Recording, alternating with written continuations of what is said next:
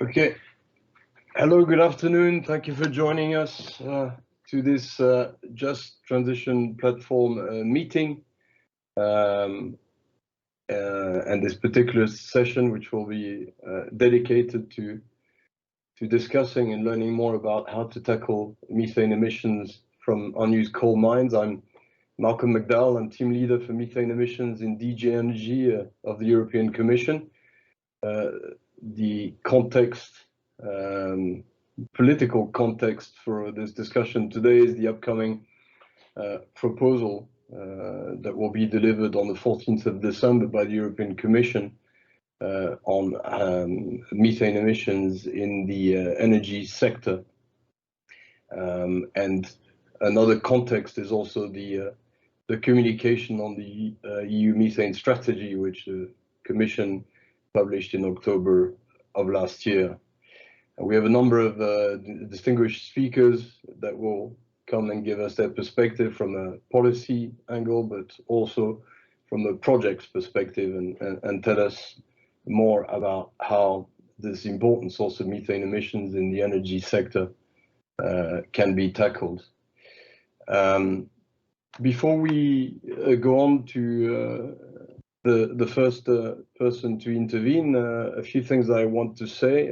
We will have two Q&A sessions, and it will be your opportunity as participants to ask questions. We ask you to do that via slido.com. I guess most of you, if not all of you, should be familiar with Slido. By now, it's relatively straightforward. If you follow the steps on these slides, you should be able to easily register into Slido and to submit your question that way. If you do that, it will get to me and I will be able to ask the question to a speaker or of my choice or to speaker that you have asked me to ask the question to. And so we very much encourage you to do that. You have quite some time before the first Q&A panel, so it gives you quite some time to register and target your question. I'm finished with my introduction. I think without further ado, we should go to the first speaker. And if most of you are familiar to the topic of coal mine methane, in particular in the context of abandoned mine methane, you will have heard about Raymond Pilcher, the chair of the UNECE group of experts on coal mine methane and just transition, and vice chair of the UNECE Committee on Sustainable Energy.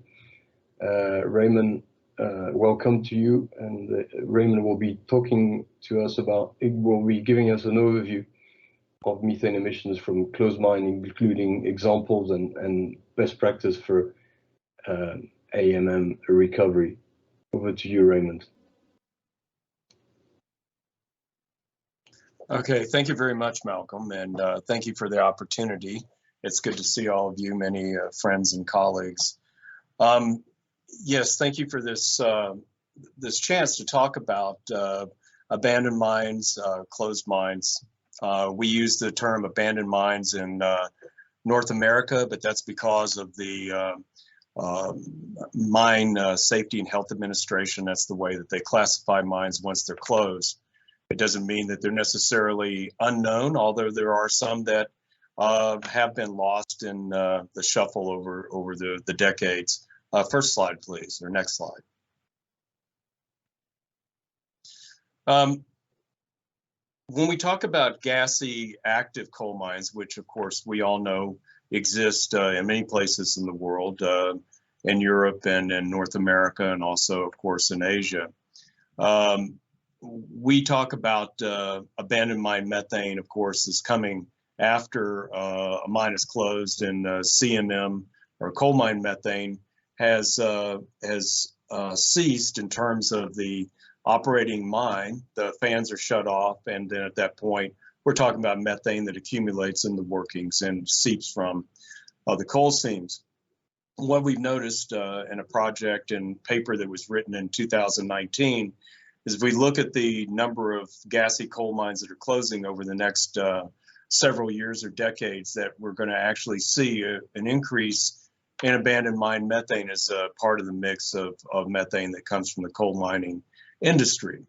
What we've noticed over the years is that if a coal mine, as it's being closed, is prepared in a way that allows for future methane capture and abatement, this is a very positive outcome. Otherwise, we have uncontrolled methane emissions, and sometimes those are very difficult to get back under control without some expensive remediation, etc. Next slide, please. So for that reason, we talk about how to close mines, and we have, as a group of experts, actually published a best practice guidance on effective methane recovery and use from abandoned coal mines, which is a best practice guidance. It's not a technical document. It's actually developed for policymakers and those that are engaged in the future considerations of mine closure. But it also gives some good pointers and best practices for how to use that methane as it's being recovered. When we talk about the coal mine life cycle, of course we begin with exploration and then go into active mining, and then eventually the mine is closed. But what we are suggesting and offering is that actually when mines are open, we should be already talking about how they should be closed. And that way there's a better preparation in terms of the surface as well as the underground in a way so that costs are avoided, risks are avoided, hazards are avoided, and the methane is captured and available for use or destruction as time moves forward and the land is being repurposed. Next slide, please. I wanted to point out that we can actually get a very good indication of what to expect with closed mines if we look at the mines that are as they are active.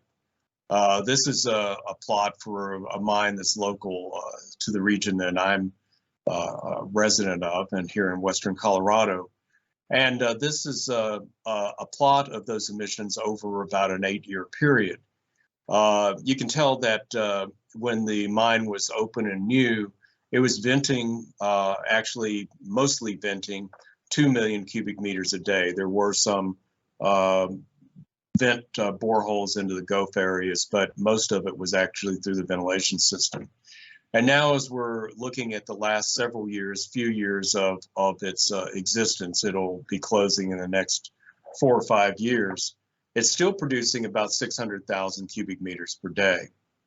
Most of the methodologies for looking at how much methane and predicting what the methane emissions would be in the future are based on what happens at the time of mine closure, what the amount of gas is that is being produced at that point. The IPCC actually has a way of computing those that was developed a number of years ago, and actually our company had a hand in that. It was really meant for inventories, but it's now being used for other purposes and sometimes not appropriately. And I'll explain that a bit more. Next slide, please.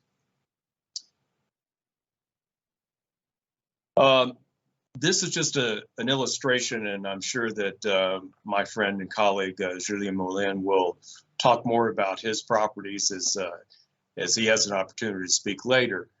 This is just to plot of emissions and or actually production from these closed coal mines in France, and to show that these are long-lived systems that, if managed properly, will produce gas for a very long time. If they're not managed properly, they will produce and leak gas for even longer periods of time. Next slide, please.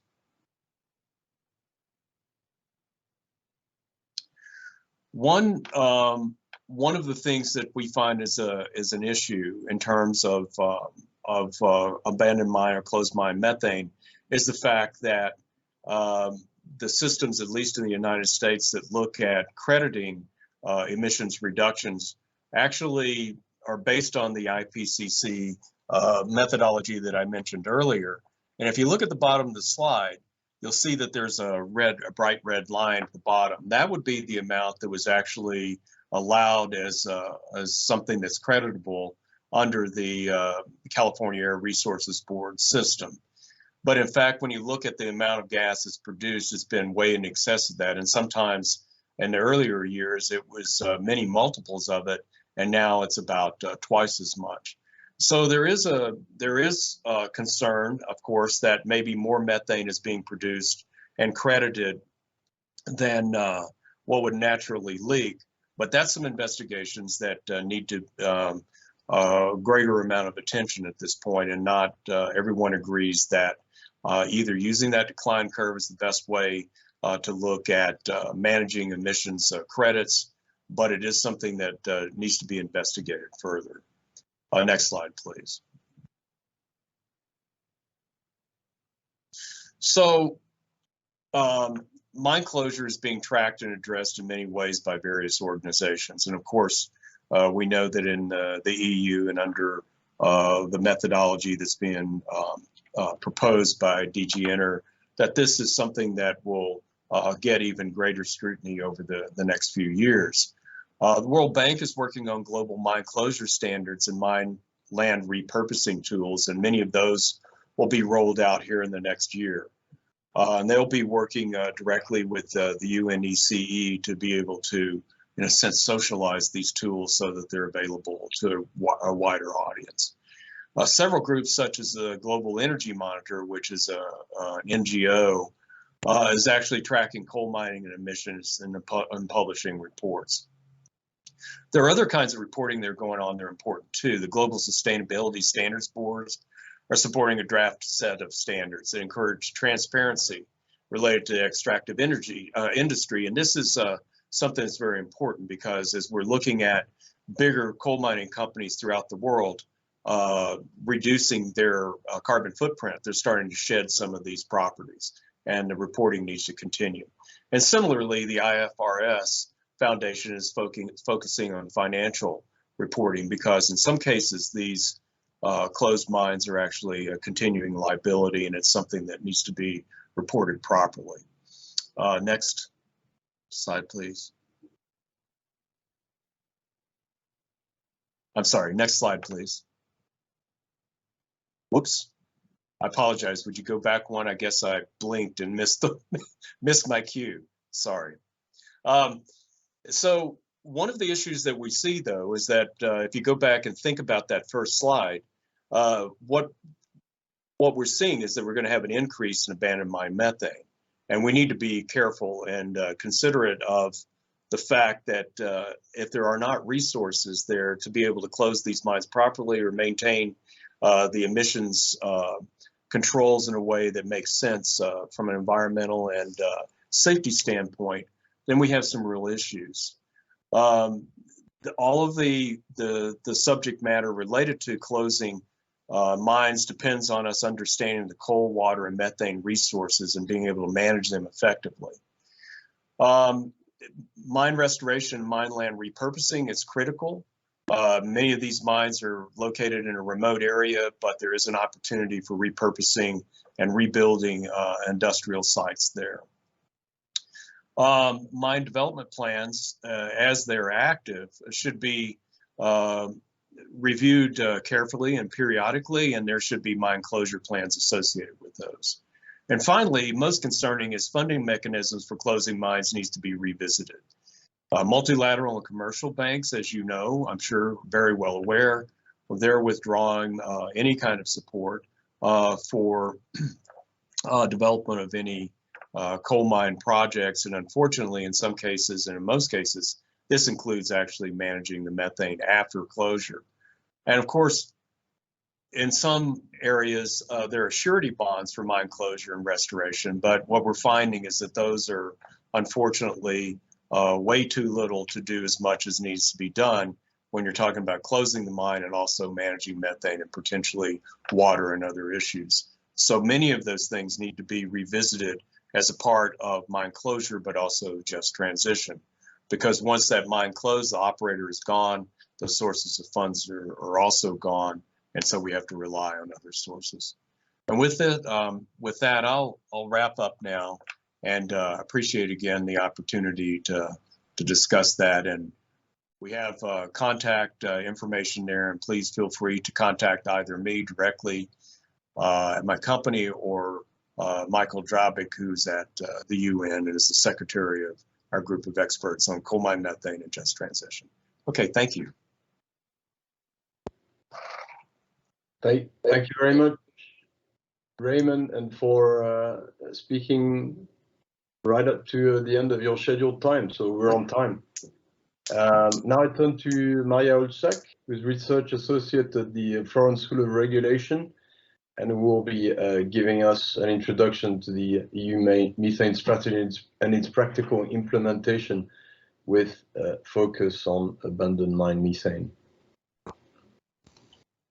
Thank you very much, and hello everybody. It's a great pleasure to be on this panel, and thank you very much for a great presentation that helped me to set up the scene.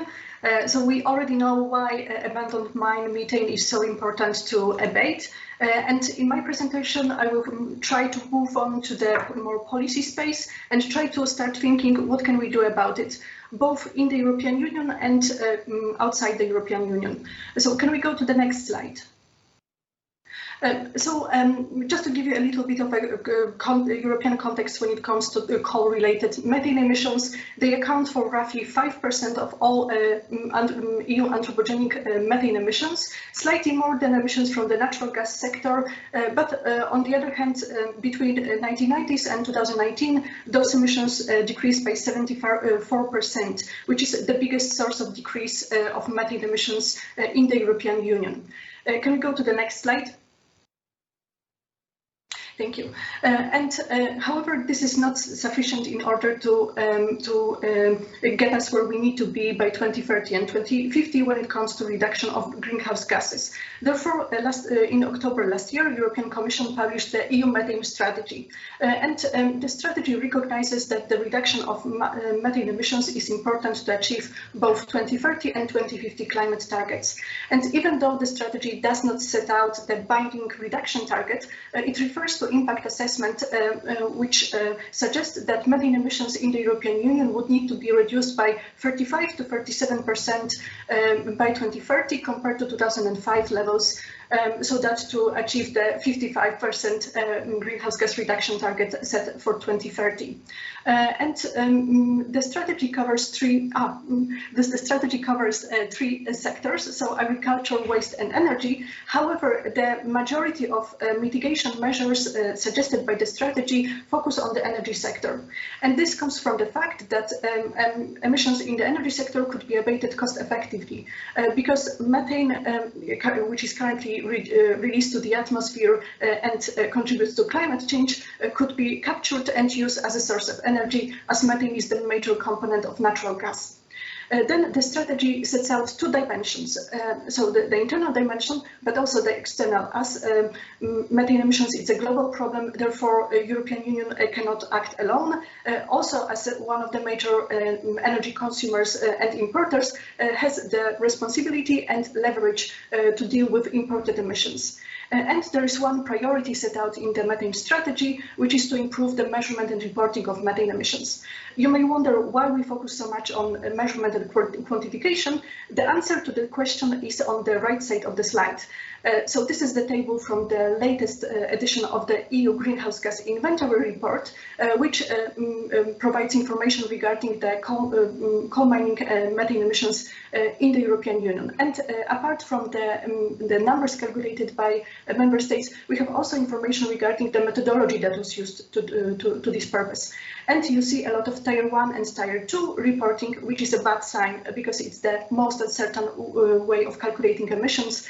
Most probably there are not so many or even in any measurement involved. So therefore there is a high uncertainty, and it's not a good source of information that is needed in order to create better policies and regulations. Can we go to the next slide? So therefore, by the end of this year, the European Commission is expected to suggest the legislative package focusing on the reduction of methane emissions in the energy sector. We know, we are pretty certain that at least 3 elements will be in the legislative proposal. So the first will be the measurement, reporting and verification system for methane emissions. Then improved leak detection and repair, which is more valid for the natural gas and oil sectors, and also some rules, most probably on the elimination of routine venting and flaring. When it comes to emissions from abandoned mines, there is one point at the end regarding the support for remedial work under the Initiative for Coal Regions in Transition. So what the strategy suggests is that the European Commission will support the effective closure and sealing of coal mines or capturing of methane using it for the local purposes. And the Commission in the strategy recognizes that in many cases the technologies to do so are already there. However, the 3 elements that still may be missing or should be supported is training for the local workforce, the funds to be allocated for the commercial, non-commercial closure, and also the opportunities to be developed for the companies to capture methane from abandoned mines. So this is what is in the strategy. However, we need to remember that the final version of the EU regulation will be subject to negotiations between the Commission, European Parliament and the Council. And especially European Parliament is very adamant about reducing and tackling methane emissions from abandoned coal mines. This is Maria Spyraki, the author of the European Parliament report. Then can we go to the next slide?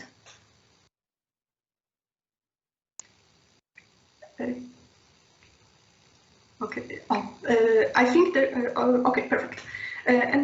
So we cannot talk about this topic without referring without talking about the data and without referring to more international developments.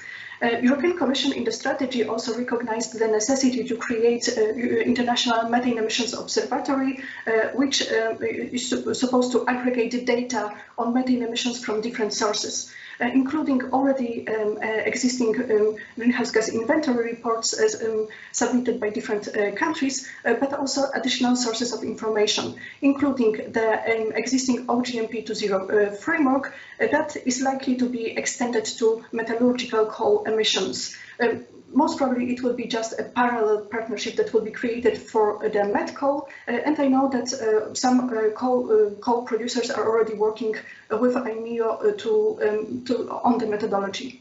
Then also the International Methane Emissions Observatory will use the coal studies in order to fill in the gap in the research, as well as satellite observations, which thanks to the improvement in technology, we are able to see the emissions which we haven't been able to see in the past. So I think this is very important development. Can we go to the next slide? But apart from data, we also need concrete action in order to reduce methane emissions.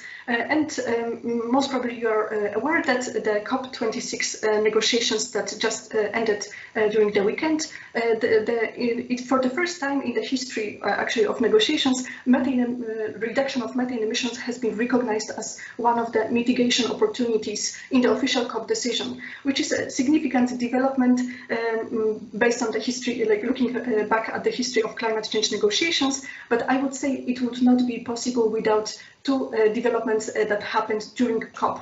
So the first is the launch of Global Methane Pledge, which is a collective goal of reducing man-made emissions by at least 30% by 2030 compared to 2020 levels. So all sources of emissions are included in this pledge.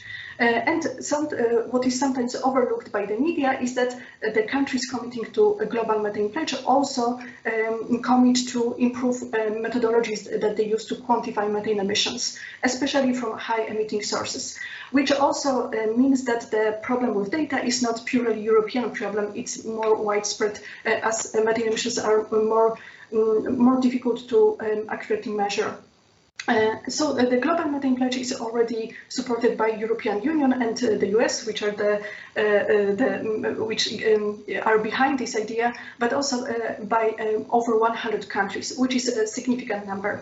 However, you may also still think that the glass is half empty because some of the important polluting countries did not sign underneath, including China. Can we go to the next slide? However, during the COP negotiations, US and China released a joint Glasgow declaration in which they recognized the necessity to reduce methane emissions, and even they thought about it as one of the climate priorities in the 2020s. Therefore, we can expect some further developments before the next COP27 that will happen in Egypt. So both countries already made some pledges and suggested what they are going to do in the meantime. So apart from the additional measures to enhance methane emissions control and also additional measures on the part of China, both countries also suggested to convene a meeting on enhancing measurement and reduction of methane in the first half of 2022. Which is pretty significant.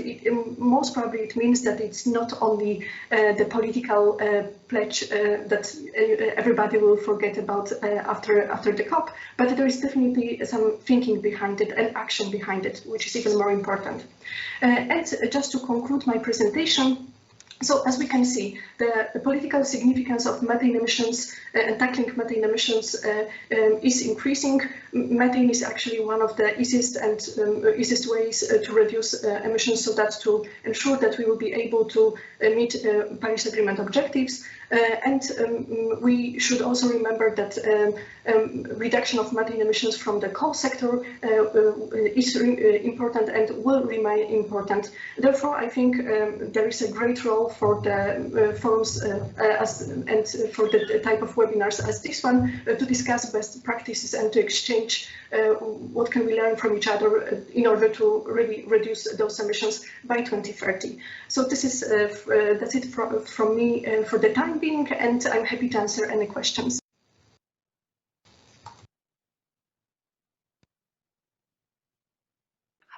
Thank you very much, Maria. Clear to the point and also respecting timing pretty much, so we're doing well.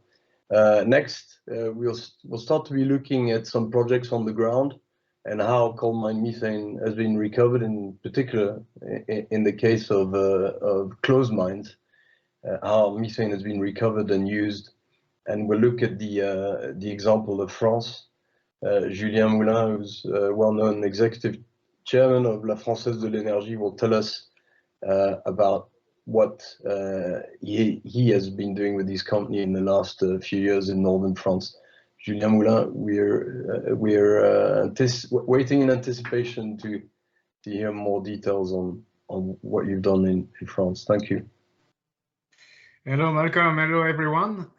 So thank you for giving me the floor. I'm Julien Moulin, the chairman of La Française de l'Énergie, also known as FD.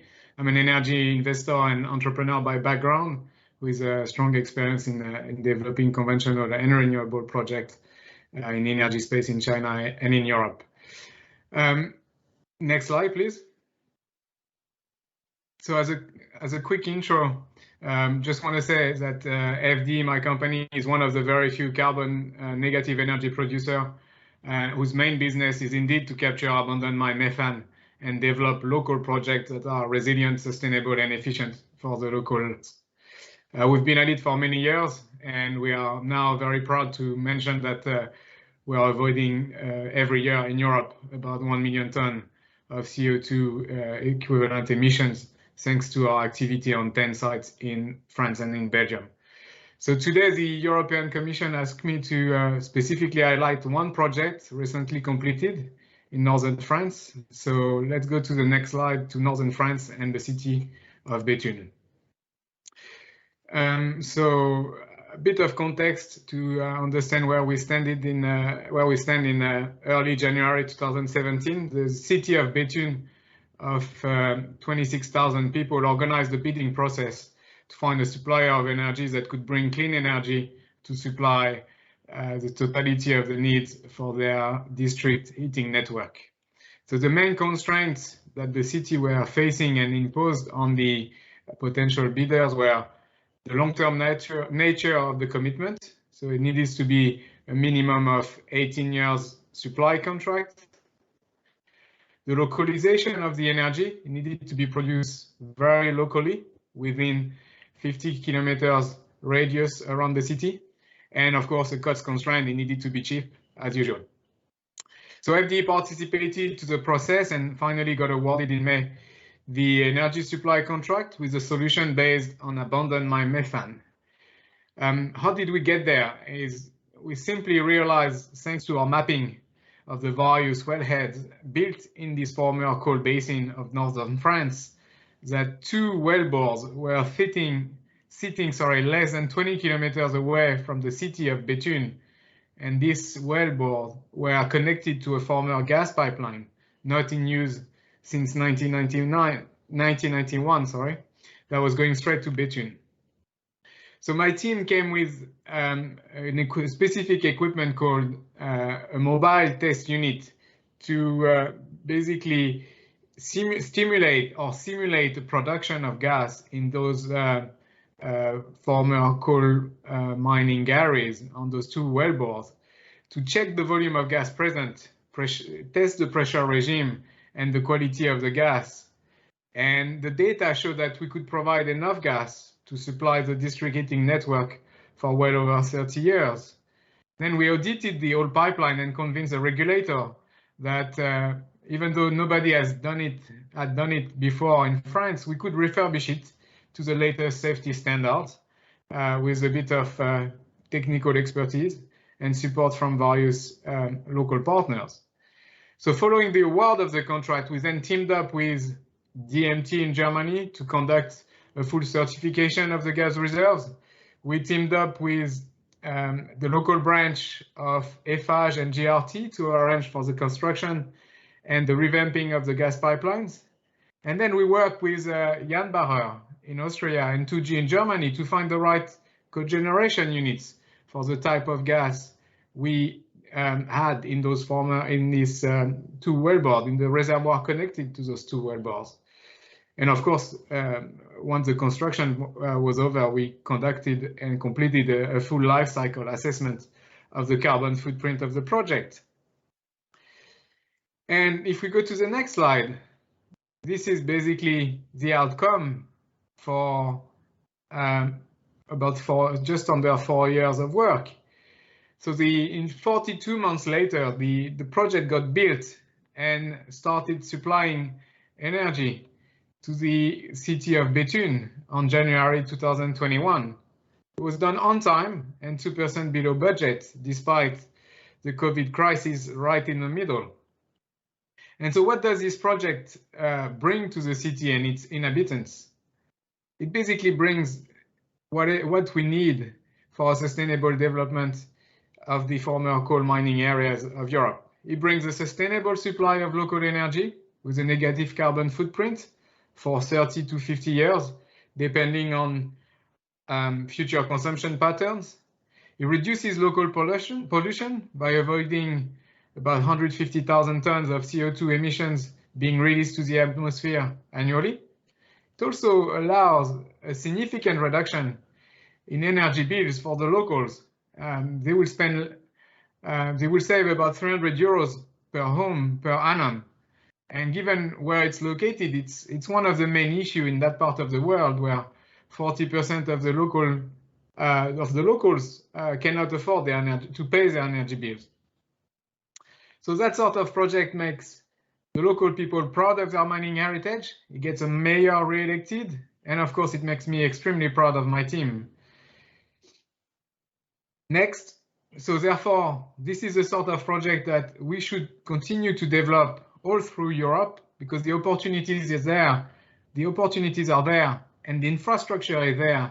Just need the right regulatory environment, and you need the right political framework to support that sort of development. Thank you so much.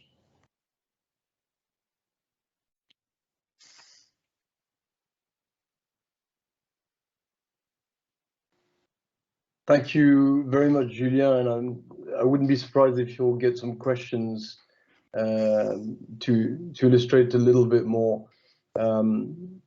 whether this project, which you've taken as an example on some of the projects that you've carried out, is something that can be replicated pretty much elsewhere, or whether there are certain minimal conditions that need to be met in order for such a project to have the results that it had. But it's a very positive and interesting story, and thank you for highlighting that for us.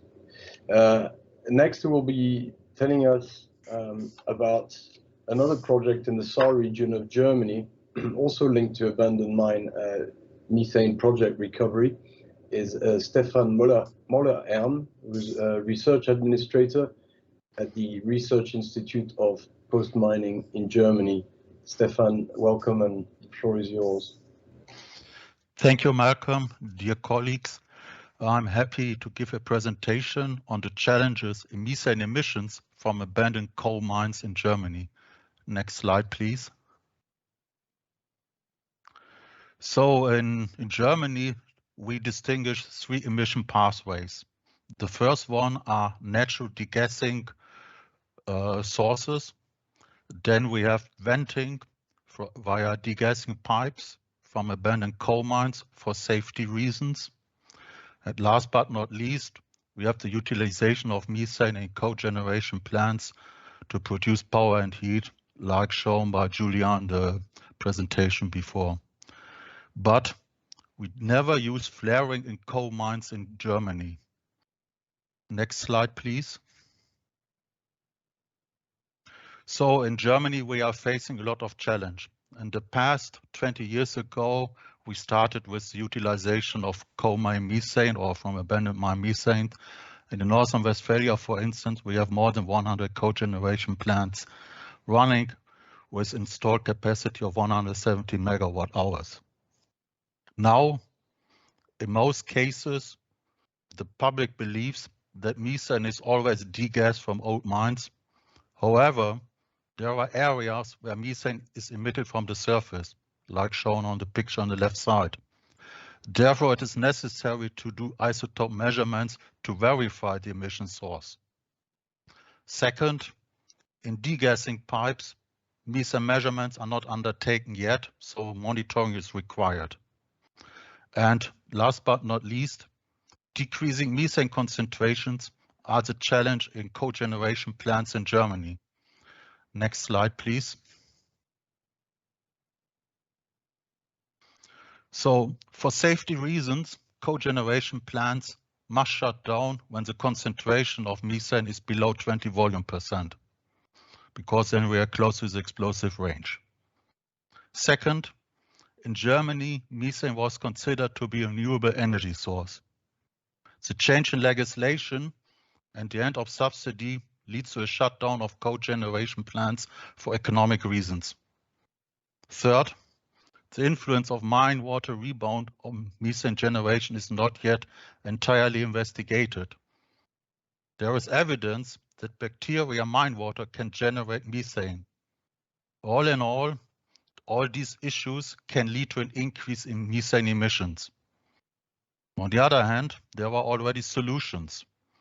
There are technologies which can deal with methane concentrations at 0.3 volume% and are able to produce power and heat. And it would be a very nice idea to fund by the EU these kind of technologies. Next slide, please. So thanks a lot for your attention, and I'm happy to answer any of your questions. Thank you and Glück auf.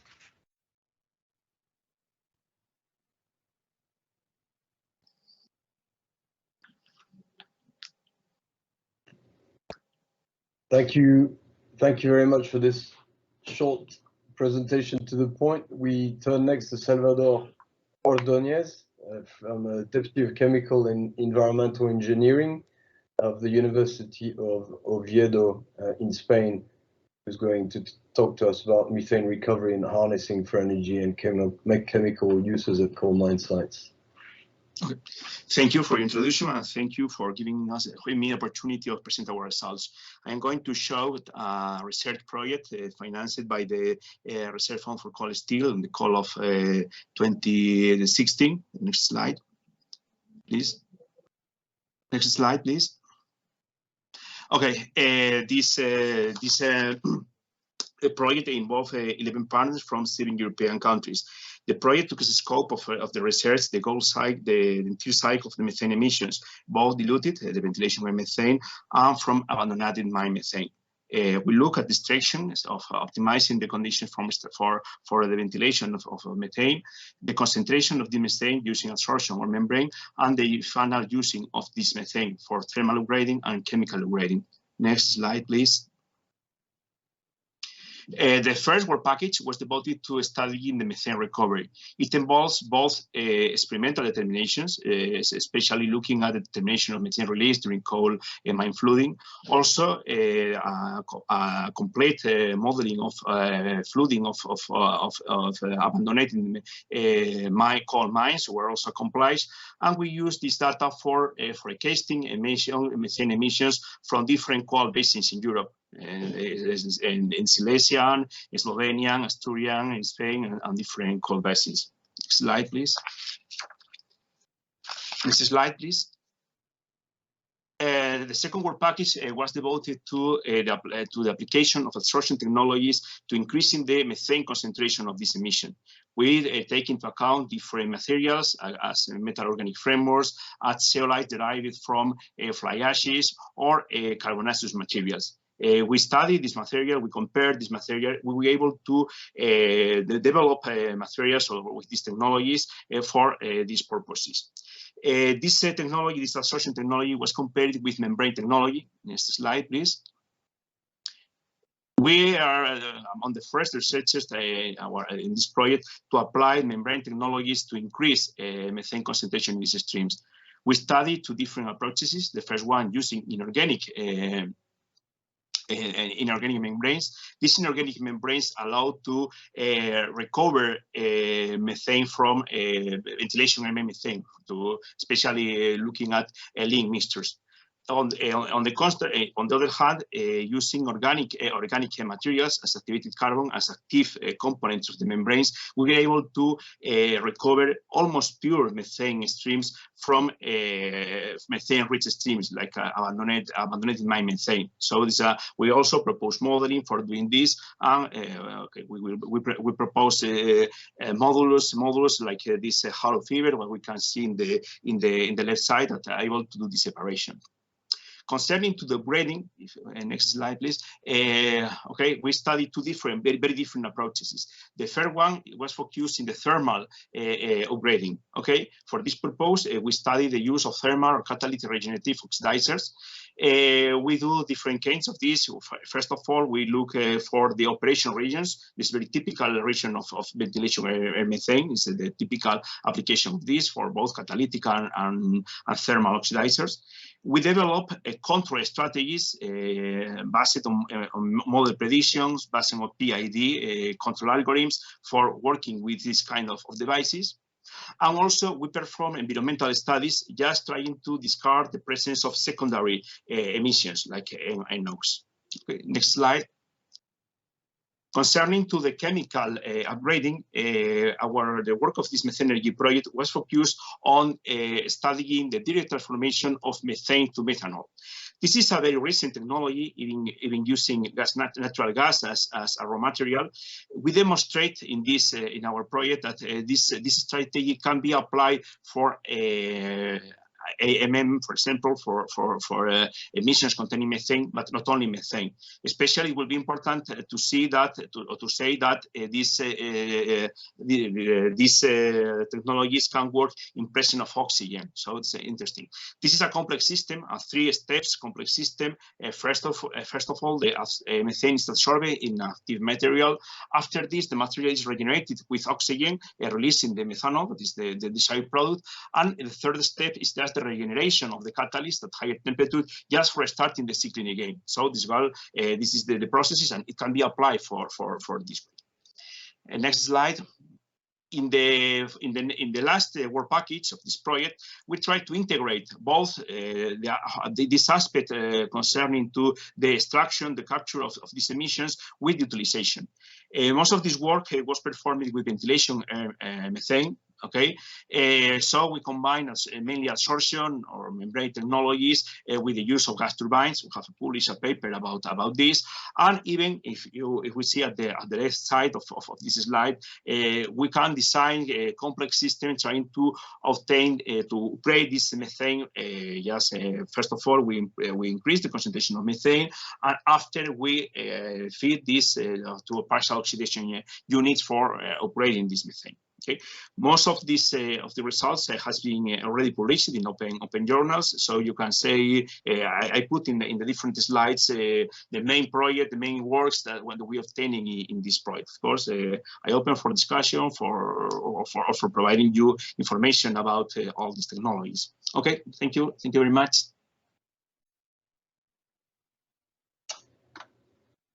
Thank you very much, Salvador. And last in this session, before we turn to the first Q&A session, is Alina Zujkowska, who is head of the project group for transformation of core regions at Tech Energy. Alina, very warm welcome to you. And please. Yes, thank you very much, dear colleagues. Nice to see you, and it's a pleasure for me to make a presentation for you. My name is Alina Zujkowska. I am a head of coal regions transition project group, the Tech Energy. The Tech Energy is a key company in the Ukrainian coal industry. The company is represented by 13 mines and 4 coal processing plants. Total coal production for 2020 amounted to 18.9 million tons. Currently, the company is going to become more environmentally friendly, efficient, and high-tech business guided by ESG principles, the Sustainable Development Goals of the UN. We fully support the European goals of decarbonization, and our key goal is to become a carbon-neutral company by 2040. However, 22,000 miners are involved in mine sector of our company. Moreover, 12 local communities are economically dependent on our mine industry. So, as a socially responsible business, our task is to support local communities during decarbonization process. And we also implement all necessary measures in order to provide ecological safety during coal mines closing. And I'd like to thank today two organizers of Just Transition Platform initiatives, because the company involved in this platform since 2017 and learned attentively best practice and recommendation presented here. And as a result, our local community where the Tech Energy are now closing mines have already prepared the transition plans and project and have the visions how to change their local economy. So as for methane emissions management, our activities is following. Next slide, please. We're ruled by 3 principles: safety, efficiency, and environment. The company participates in international European initiatives and connected with methane emissions management. As an example, in a partnership with Eurocoal, we realized the EXPRO project, focusing on prevention and minimization of damage to the mining infrastructure and equipment from methane explosions. We are motivated by 2 goals. The first is to guarantee the safety at our functioning coal enterprises, and the second one is methane usage as a source of energy. As far as our post-mining scenario concerns, next slide, please. 2 mines have been closed. We are about closing to another mine as well. These 4 mines are located in Dnieper region. It is the central part of Ukraine. This slide shows the volume of methane emissions in these 4 enterprises. The numbers are valid only for the operating mines, of course. The methane concentration for the operating mines rates up to 13%. Its concentration for closed mines is minimized to less than 1%.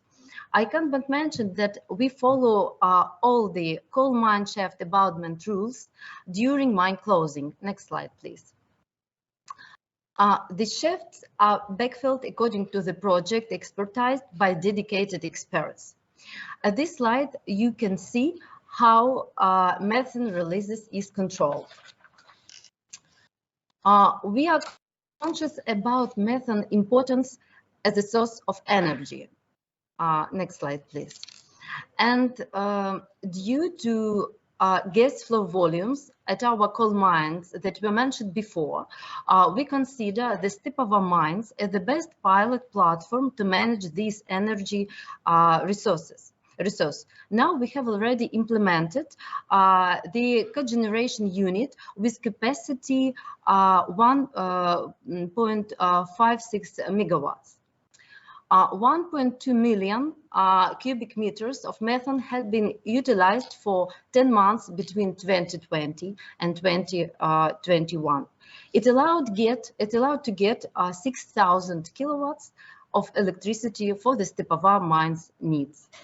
Our next steps are by 2023 to launch another 3 units, 4.7 megawatts at another mine, the Sakhinda-Donbaska mine, and by 2025 to increase the number of units up to 6. Expand the technology to the Geroyev Kosmosa mine. Our one more way to use the methane of closed mines is to implement it oxidizer technology. The thermal efficiency is self-maintained at load concentration 0.2 to 1%. However, we aren't experienced enough in this oxidation process. That's why now we are open to partnership and experience exchange. Moreover, we are ready provide the Stepava mine as a platform for different various pilot projects. And to conclude, when we say about the transformation plans, we mean not only, of course, methane emissions, but projects and measures that guarantee the energy transformation will pass as just one. So I believe that all transformation plans that are realized by the company will allow Ukraine to be a leader of decarbonization in East Europe. Thank you very much.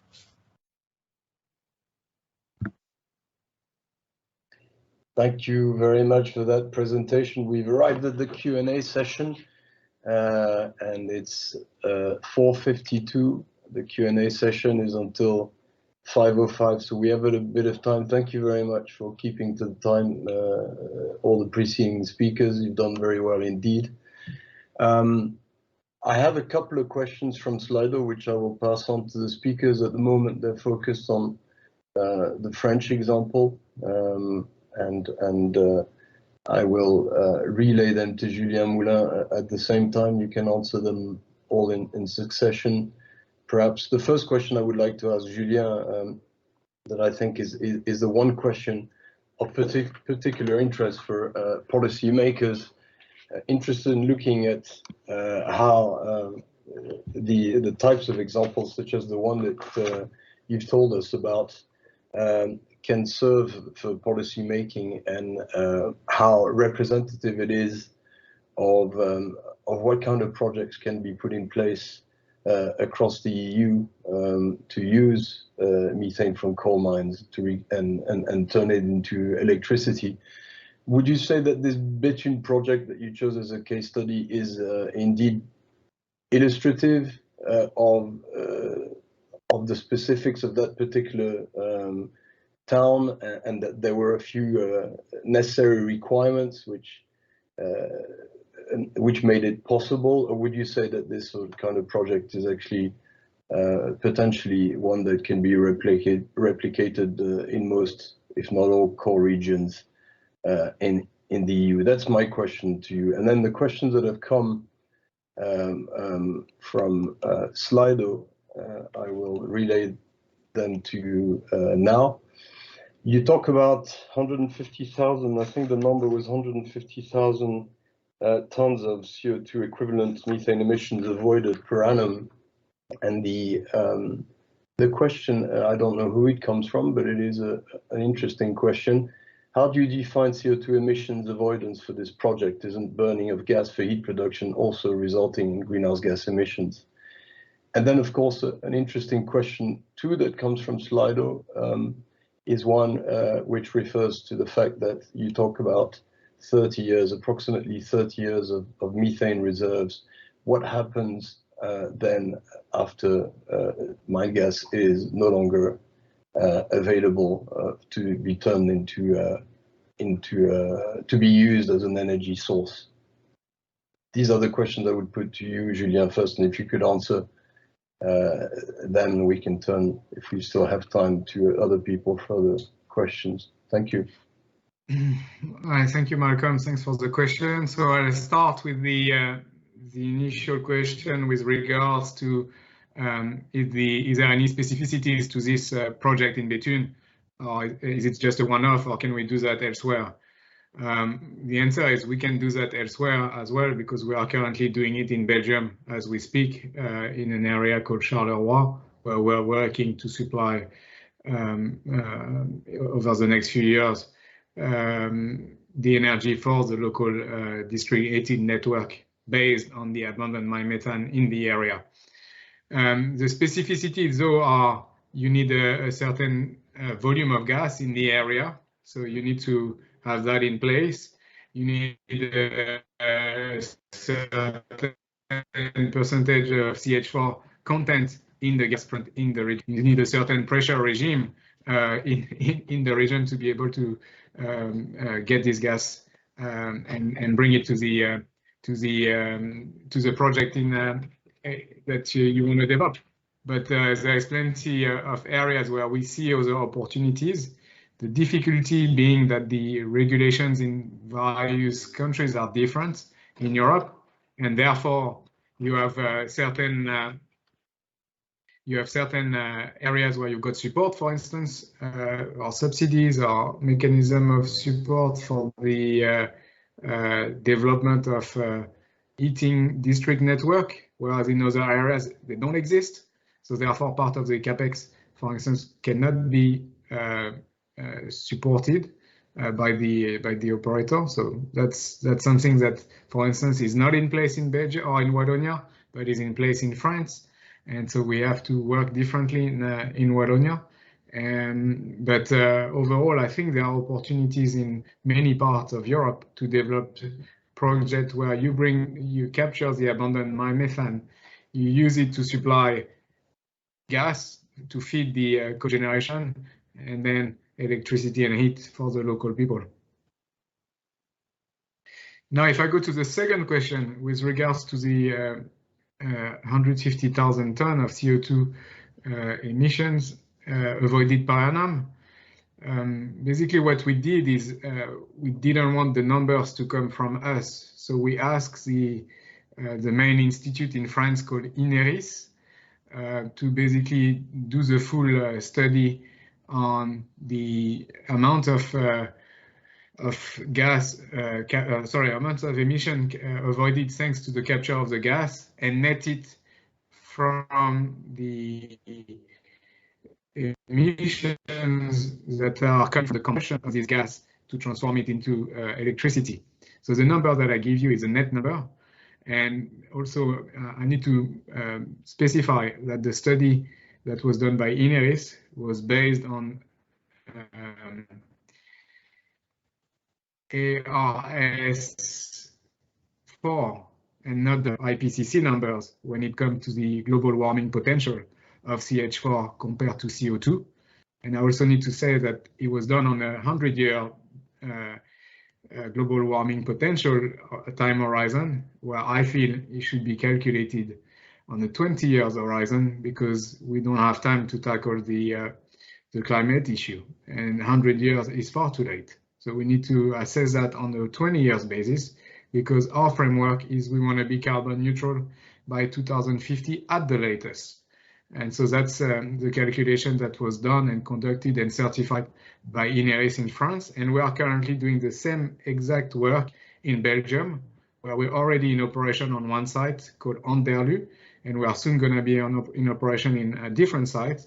And we are doing with the local Polytechnic University of Mons and some of extremely competent climate experts. We are currently doing the same full cycle review to assess exactly how much methane is avoided and how much CO2 equivalent then emissions are avoided per annum on the production site. There was a third question on the what do you do in 30 to 50 years, right? When the project is over? 30-year reserves. Yeah, so we've got on the whole portfolio, we've got 150 years of reserves at current production rate. In the specific project of Bethune, I think we have just under 50 years. And our assumption is that hopefully by then, green hydrogen and other fully sustainable solutions will take over. We see ourselves as really a transition energy, and we see ourselves as an absolutely necessary tool to avoid further pollution on our planet in our former mining regions, and a way to help those regions to transition toward a further green, even more green future. Hydrogen or other options that will be developed as we progress on the technological front and on the scaling front of those technologies. So this is the way we look at it, but we feel there are not that many projects in the energy world where you've got 50 years visibility already. Indeed, thank you very much, Julien, for your answers. I'd like to put a question to Ray, if I may. One of the things that you said, Ray, that I found very interesting and that's important to highlight is that mine closure planning and funding for future environmental needs is something that must start when a mine opens and not to be considered the time when it closes. That's for the theory, and in an ideal world, that's how it would happen. How often do you think in practice does this happen in Europe, at least? Unfortunately, I think you already know the answer that you hinted at it when you spoke, and unfortunately, that's for the most part is not the case.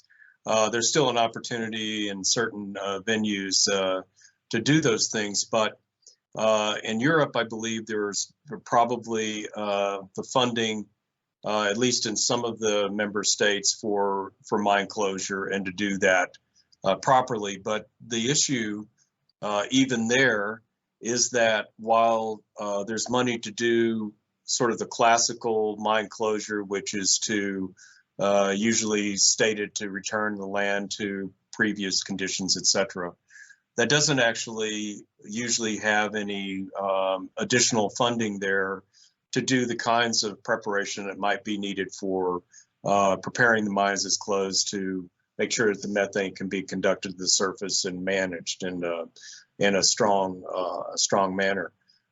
So basically, I think that mines that are being opened now, there are very few, of course, in Europe, but the ones that are still operating, they are operating with the idea of particularly those that are producing coking coal will be operating as long as that process is needing coal. And I think when we look at those areas, we should be looking at the very thing that you just mentioned, which is the funding sufficient? Is the funding sufficient, say, 10 or 15 years from now when the mine will be closed, or even longer? And then what can be done in terms of repurposing? And I know of no venue where that kind of funding is available. So that's something that needs to be built. And in other countries, it's even much, much worse. And just as one quick example, in the United States and West Virginia, and of course, it's a big mining state, the facility, the financial facility for mine closure is essentially bankrupt.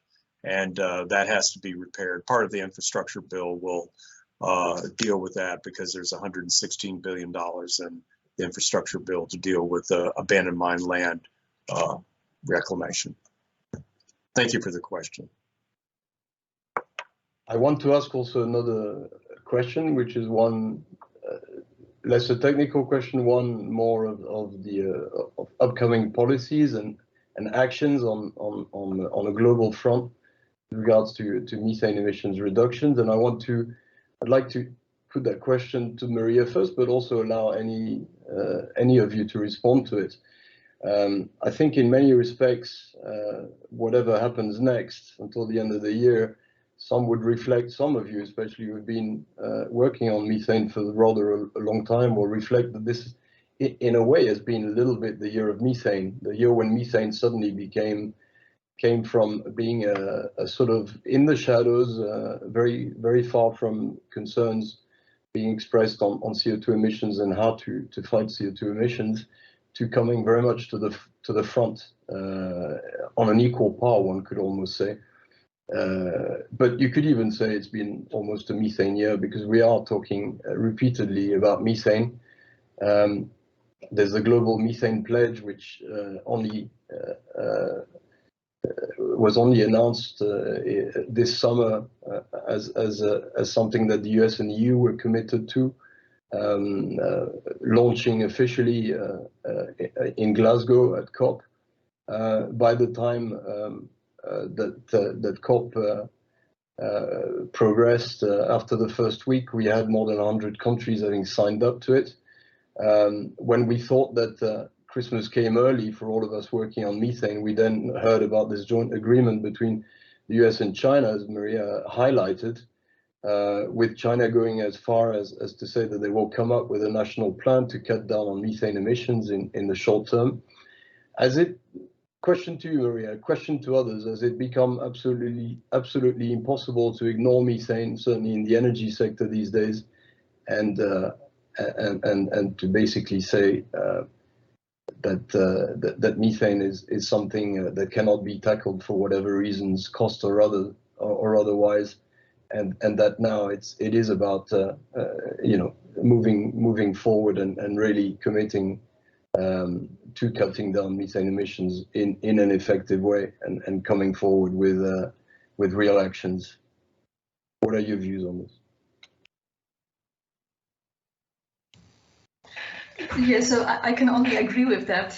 So definitely, like, we've seen a lot of developments at different levels. So starting from, I think the main impulse went from European Commission and from European Union, but I think what worked very well is that since the very beginning, the European Union put a lot of emphasis on bringing different stakeholders together, and also by working through the voluntary OGMP 2.0 initiative that since the beginning was open to upstream oil and gas companies. Now it has been extended and it includes all the companies operating along the entire value chain. So I think just bringing all the important stakeholders is extremely important. Maybe just one additional point on that is that there is also a lot of expectation that, especially with the role of investors and consumers, we can achieve even a more significant, like there will be more significant pressure put on on companies to really reduce their emissions, and especially methane emissions. So I think those not only political developments, but also the fact that there is a growing attention from the investors that the companies should report their emissions, including methane emissions, that they want to look at to have like comparison between how different companies perform on methane. That's really important development. That's something that companies really need to put a lot of attention, and they need to do something about it. Does anyone else want to say anything specific, or do you all pretty much agree? Anyone disagree with that statement and that answer? I do have a comment, if you don't mind, Malcolm. Actually, I do agree, but what I would say are there are two things that trouble me with the recent attention to methane. A lot of it is actually being placed on the oil and gas industry, and IEA has shown that they believe that up to 40% of those methane emissions can be done at little or no cost. That's not the case for coal mine methane. And in fact, when you look at the coal mine methane and abandoned mine methane together, you're actually talking about something that may reach parity with the oil and gas emissions profiles. And so there's not really the same amount of attention being paid to coal mine methane. Having said that, I agree with you. And of course, we're working hard in the UNECE to develop a decade of methane management, and we need support both verbally and financially to make that happen. And we have some partners there now. And after working for so many years, so many of the people that I notice here have been a part of the coal mine methane industry for a while. I'd say in parting that it only takes a lifetime to be an overnight success, and that's kind of where we are at this point. Many of us have pushed this for a long time, and now it's our time. So that's good. Thank you. Thanks, Ray. Malcolm, if I may, just two issues that I still see that are extremely significant, I think, in the abandoned mine methane developments and in the policies that needs to be put in place. One is something that Maria mentioned earlier on, which has to do with the measurement and the reporting. Even in Europe, we see, and we operate in different European countries, we see massive discrepancies in what is actually happening and we can measure and what is reported. So that's one of the significant issues, and I think having a standard that can be applied across Europe will be extremely helpful for having a proper level playing field for each country in Europe. That's the first thing. And the second thing, which is extremely annoying, I think, in Europe, and is the lack of incentive to do it. So, for instance, there is no carbon offsets, there is no CO2 certificate or whatsoever for this industry. But this industry, the numbers we are talking about in certain cases are significant. We talk about the Bethune case earlier on, but I can give you dozens of cases of sites in Western Europe where we've got over 85% CH4 content, and we've got 3 bars of pressure on the wellhead. And we've been producing there for years now, and we still can't get the pressure down. So, the volumes are significant, and some of the investments are also significant. And as Ray mentioned earlier on, for the preparation of the exit of the closure of the mine, I think also for these developments of putting projects in place that use this energy, which is local energy, which avoids the pollution, that's the only energy that can have with a negative carbon footprint because it directly avoids pollution. We need to have the right incentive in place, and I don't see that anywhere in Europe. But that helps us to make the link with the next speakers that will no doubt talk to us about incentives. The question for the next speakers to be answering is whether industry has been doing enough.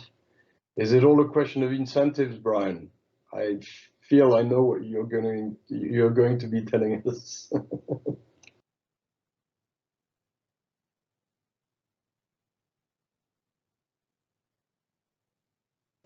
Yes. I'm not sure. Is that an introduction to speak? That sounds excellent. Thank you, Malcolm, and good afternoon, ladies and gentlemen. I think that was an invitation for me to speak, and it's a pleasure to join this session on methane alongside my colleague, of course, Stefan Merleham from the university. I've prepared a couple of slides to explain the history of at least methane emissions in Europe, and also Eurocoal's position on the upcoming legislative proposal that Malcolm and the European Commission have been working on. The title of our session is Tackling Methane Emissions from Unused Mines. I have studiously ignored the word unused, as I believe emissions from both operating and abandoned mines need to be tackled, and I'll explain why. That certainly seems to be the intention of the Commission, and I say that with some insight, having attended a face-to-face meeting just last week between the President of Eurocoal and Kadri Simpson, the Commissioner for Energy. She was kind enough to share some of the Commission's thinking on methane regulation, which has helped our thinking. Next slide, please. We talk of coal phase out today as if it were something new. In fact, it is the trend. UK production peaked over 100 years ago in 1913, and it's been in decline ever since. And the same is true in other countries that industrialised in the 19th century, such as Germany. This chart shows coal production since 1800 for the whole of Europe, including Turkey, Ukraine, and the Western Balkans. Coal-related methane emissions have decreased in line with production. We heard Maria give a percentage of over 75, I think 74% Maria quoted, from 1990 to today. Anyway, 3/4 of emissions already gone. Looking ahead, I predict that coal production will end in Europe by 2100 as economic resources are exhausted, helped along by climate policy, of course. This means that Europe has already mined over 90% of all the coal that it will ever mine. The methane emissions still to be released are a tiny fraction of those that have already been released. Even so, we should do our best to reduce these, especially where methane can be used as an energy resource, which we've heard about over the last few presentations. Next slide, please. Moving on to Eurocoal's position on the methane strategy. We note methane emissions are low from surface coal mines. Methane emissions from underground mines have reduced massively, and the only major sources are now the deep mines in Poland. Support for methane projects does deliver emission reductions. It's been done and continues to be done in Germany under the Renewable Energy Sources Act, or EEG, and that's been temporarily extended for those projects. In France, we've seen impressive results there, and in the Czech Republic and in the UK. I worked on projects in the 1990s on capturing methane. And the point being that those projects are still running using methane from abandoned mines. So get them in place whilst the mines are operating. They'll be there ready for when the mines close. Support could encourage more projects to use mine methane, and perhaps even projects which use ventilation air methane.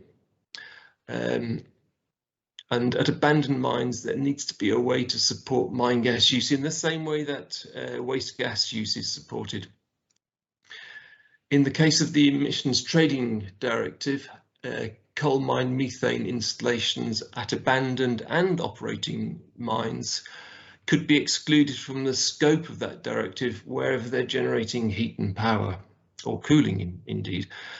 We have members, Eurocoal members, who wish to move forward with coal mine methane projects and would do so if relieved from the heavy and unpredictable burden of having to purchase EU ETS allowances, carbon certificates. And I'm talking about the allowances that operators have to surrender for running gas engines. That's therefore for the CO2 that they emit, not for the methane emission itself. But some of these projects are below the 20 megawatt threshold of the EU ETS, but not all. And currently, some of the more interesting larger projects are certainly above that threshold. So we feel that an amendment is needed to help those projects along. You can, if you can stop the presentation, that would be nice. I'll finish up with just some comments on the International Methane Emissions Observatory that the European has kicked off with the UN Environment Programme. Back in 2004, it was President George W. Bush who initiated the Methane to Markets Partnership, led by the US Environmental Protection Agency. Now that became the Global Methane Initiative in 2010 under President Obama, and continues today as a public-private partnership covering all sectors that emit methane, including the coal sector. And different from the methane pledge that was agreed this month at the COP26 meeting in Glasgow, the Global Methane Emission Initiative does include the major emitters of coal methane, principally India, China, Russia. The European Commission is a member, and the aim for coal mining under that initiative is to see more methane recovery and use projects, including recovery from ventilation air. Very important.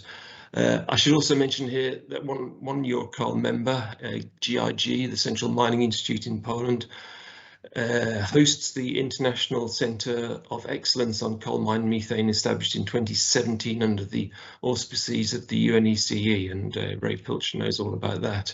I'm explaining this to you because I don't want you to think that the recent focus on methane is somehow very new. Methane has been on the UNFCCC's agenda since the 1990s, and much has been accomplished, so we are building on a solid base.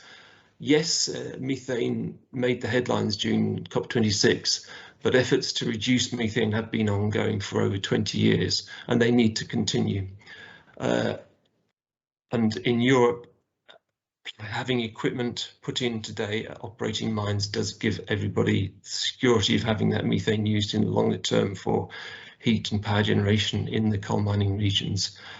With that, I look forward to a fruitful discussion with colleagues, and it's certainly a topic that's going to be on our agenda in Brussels for many months to come. So, thank you.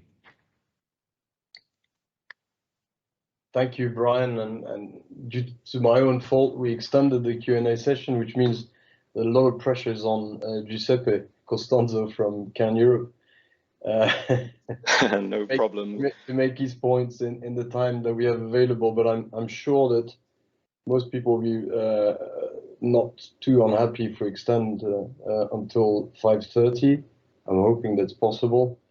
In any case, please go ahead, and then if we have a bit of time afterwards, we can pop a question or two.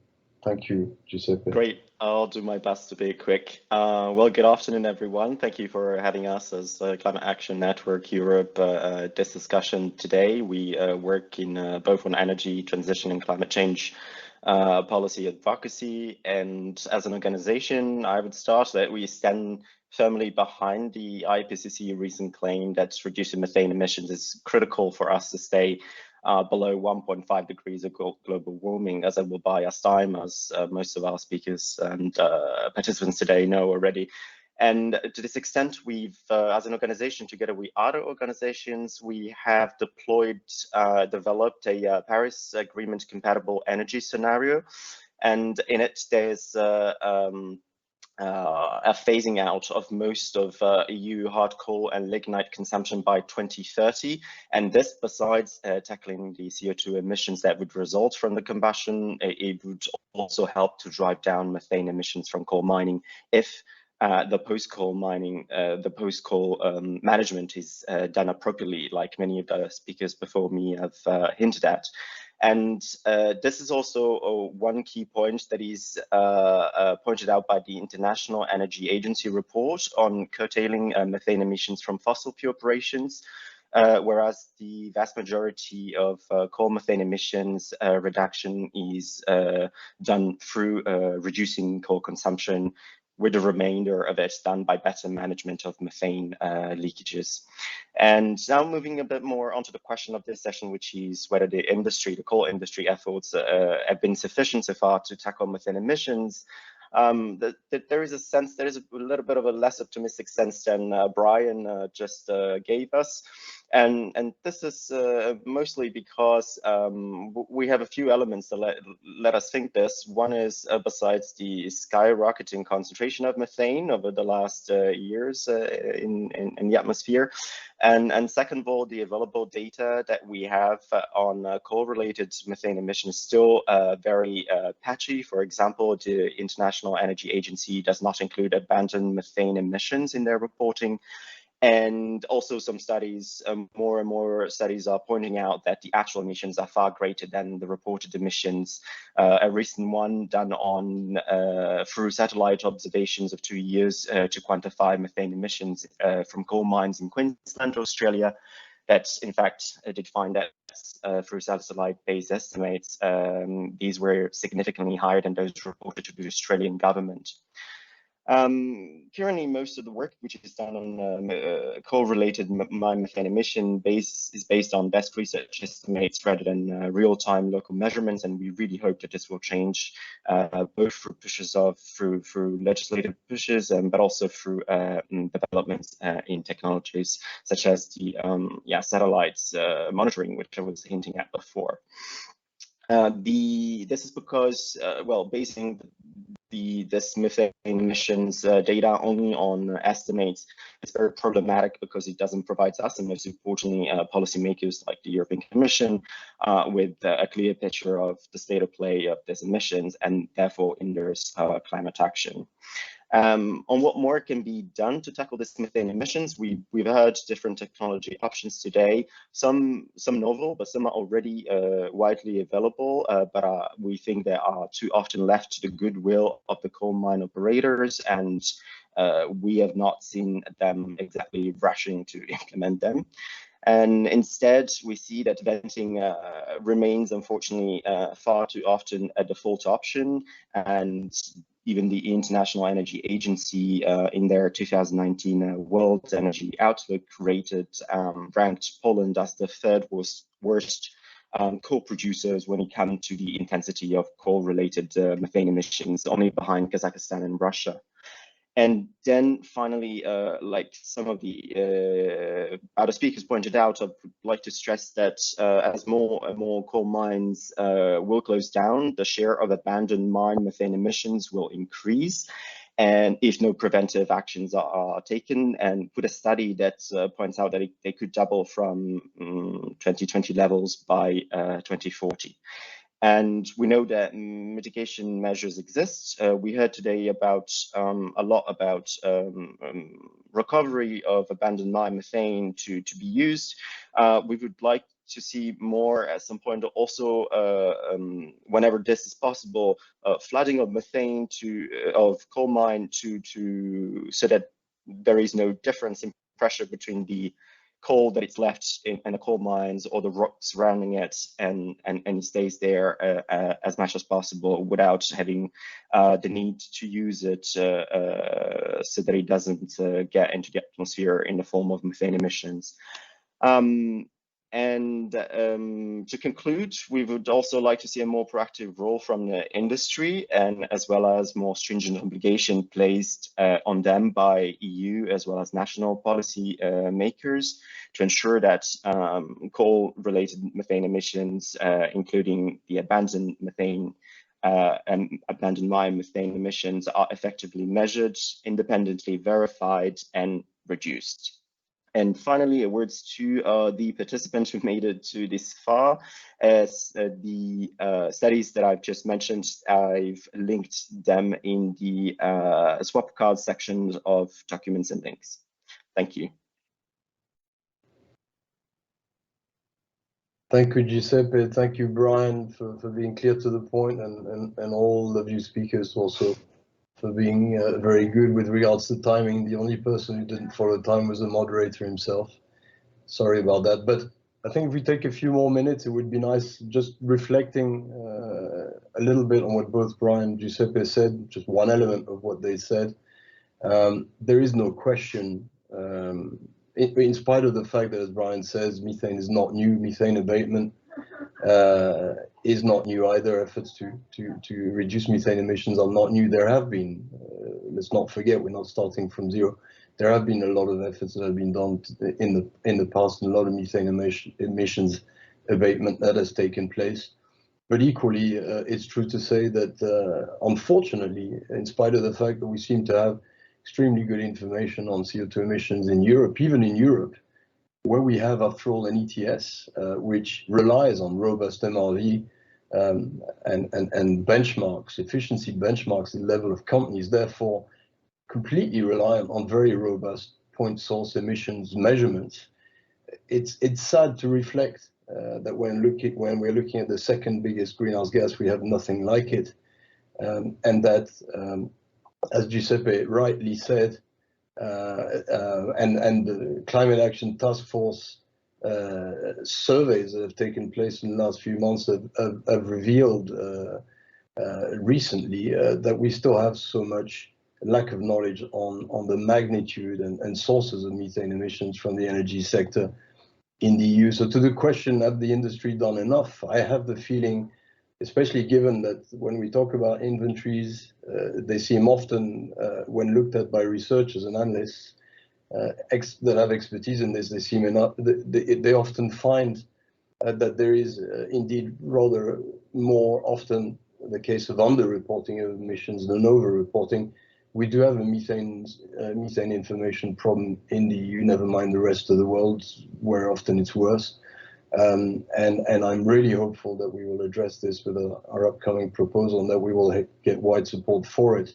Another thing that I wanted to reflect on, a lot of you have said it, I've said it, incentives are important, support is important.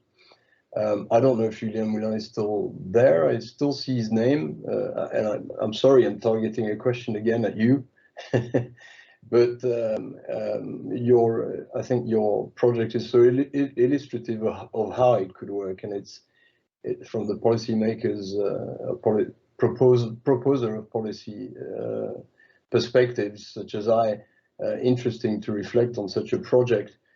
You talk, for instance, of the many benefits of such a project. One being how, first of all, you managed to develop the project according to budget, which no doubt also had an impact on the price of the energy eventually. But you talk about a reduction on the price of energy of 30%. Given that this came, with support, state aid, are you factoring this in or not? Because that's an important element, I think, to take into account. If you're factoring in the state aid and you're saying that even the government has found that it made very good use of money, then it's wonderful, and it reveals that some of these projects can be done very cost effectively. And indeed, one of the reasons why I asked that is because a lot of the projections that we are seeing, in spite of what we're hearing from some of you, are revealing that a lot of coal mine methane projects are indeed quite cost effective. If you look at the UNEP report, if you look at the gains projections on that, cost effectiveness is not only the preserve of the oil and gas industry with regards to methane abatement. There are a lot of cost-effective projects, especially when you're talking about methane emissions from drainage, for instance, when you're talking about operating mines. So sorry, Julien, but yes, over to you. If you could give us some clarification on that, and then perhaps we end with that, if no one has any objection. Yeah. So there were two sorts of supports that we managed to get from the state. None of them were specific to abandoned mine methane.